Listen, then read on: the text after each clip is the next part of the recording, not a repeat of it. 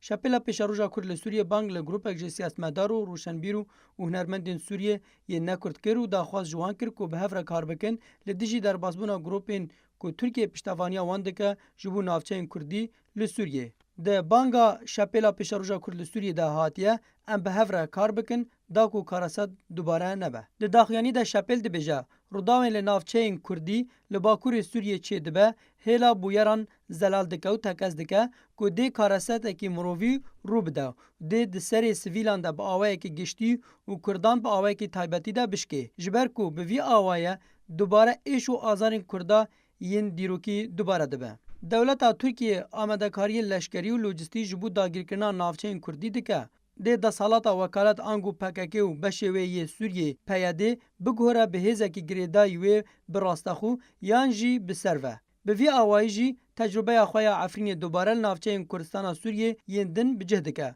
و ده همان انجام ویرانی و کارست مرووی لپاش خواه بهله و به همون رهندین خواه ین سیاسی و مرووی و جواکی و. پرانیا گروپ چکدار سر به ترکیه و نه تاوی همون ناو و رنگین خواه و بردوام د تاوان جنگی و بن پیکنه برفره در حق سویلان ده لعفرینه و لدیجی پیکاتا کردی به تایبتی بگرجه دست سرکرنا مال و ملکین ولاتیان و حتا وکه گوهرتنا دیموگرافی اف همو بارگرانیه که لسر وجدان سوریین به شرف و رومت و برینا وان کورتر دکه و به تایبتی جی کردین سوریه هر وسا پارچابونا جواکا سوریه و والهیا د نابرا پیکاتین سوریه ده زیادتر و برفرهتر دکه چه لسر آستی سیاسی یان جواکی با و آستانگیل پیشیا در باسبونا کریزان و آلین چارەسەرکردنا وان لە پێشەڕۆژێ دا دروست دکه. شپێلا پێشەڕۆژا کورد لە سووریێ دازانین کو ئەو دبینە ڕزگاربوون ji PKK و پەیەدێ و tişta ku Kurd jî jê dinale dibe ku bi rê û şêweyên cêwaz û cuda be. û diriya rêkeftina hêzên herêmî û dewletên cîran ji aliyekî be û hêzên siyasî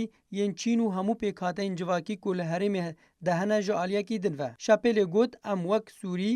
û ji bo parastina yekrêziya axa Sûriyeyê û berpirsyarî ya me ji pêşeroja miletê Sûriyê re bi hemû pêkhata û Çîn û tuêjên xwe ve û rêgirî li dubarebûna her karasetekî mirovî dixwazin hemû aliyên hêzên biyanî ku destêwerdanê di Sûriyê de dikin di destpêkê jî PKK axa Sûriyê bi cêbêl û hesabatên xwe dûr ji axa Sûriyê safî bikin.